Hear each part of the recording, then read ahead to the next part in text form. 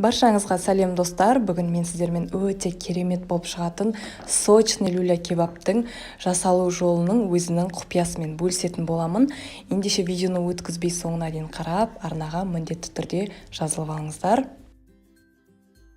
Ал енді бізге қажетті 2 дана жуа және де 1 тіс сарымсақты осы блендердің көмегімен езіп аламын. Содан соң тартылған етіміздің үстіне саламыз. Содан соң біз үстіне кептірілген нан, яғни панировочный сухари саламыз. Дәміне қарай тұз, бұрыш, кориандр және де қызыл паприка бұрышын салып, барлығын өте жақсы мұқият етіп араластырып алатын боламыз. Бұл жерде біздің тартылған етімізбен 5 минут көлемінде жұмыс жасаймыз. Ол біздің алдағы уақытта біздің люля кебабымыздың формасын жақсы ұстау үшін. Ал мінекей біздің етіміз дайын болды. Енді осындай бізге ағаш таяқшалар қажет. Оны 10 минут көлемінде қатты салқын суға салып алдым. Содан соң осылай қолымызға тартылған етімізді алып, қаттылап ұрғылаймыз. Бұл да біздің жаңағы пісу барысында өзінің бойын жақсы ұстап формасын жоғалтпай тұру үшін. Содан соң осылай таяқшаларымызға енгіземіз. Мінекей формасын тағы да жасап аламыз. Өз қалауыңыз бойынша үлкен немесе өте кішкентай қылып жасасаңыз да болады. Барлық біздің люля кебапты осылай ағаш таяқшаларға енгізіп аламыз. Менде осы тартылған еттен 7 дана люля кебап шықты. Алдын ала қыздырылған пеште 25-30 минут көлемінде пісіріп аламыз.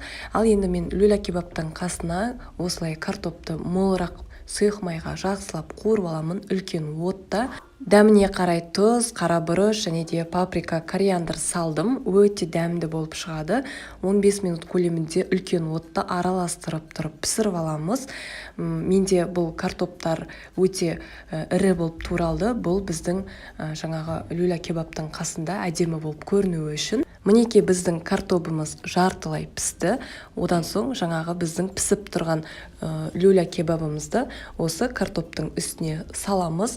Бұл біздің люля кебаптың одан да қаттырақ, шырыны молырақ және де сочный болып шығуы үшін. Біз көбінде люля кебапты құр духовканың өзінде пісіреміз. Ол кішкене құрғақтау болып қалады. Осы жолмен жасап көрсеңіздер, сіздердің люля кебаптарыңыз өте жұп-жұмсақ және сочный болып шығады.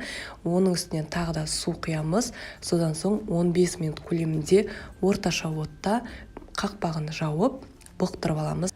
Мінекей біздің сочный люля кебабымыз дайын. Енді оны дастарханға ұсынуымызға болады. Алдымен осылай астына картоптарымыздың барлығын шығарып аламыз. Қарасаңыздар, картоптарымыз езілмей өзінің формасын ұстап, әп-әдемі болып пісті. Оның үстінен жаңағы біздің люля кебаптарымызды шығарамыз. Дәміне қарай өз қалауыңыз бойынша әртүрлі жаңағыдай аскөктермен әрлесеңіз болады. Мен осылай жуаларды қойып шықтым.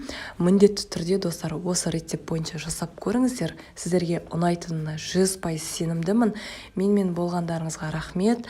Арнаға жазылып қойыңыздар. Алдағы уақытта бұдан да керемет оңай рецепттермен бөлісіп отыратын боламын. Келесі видеода көріскенше достар, аман болыңыздар.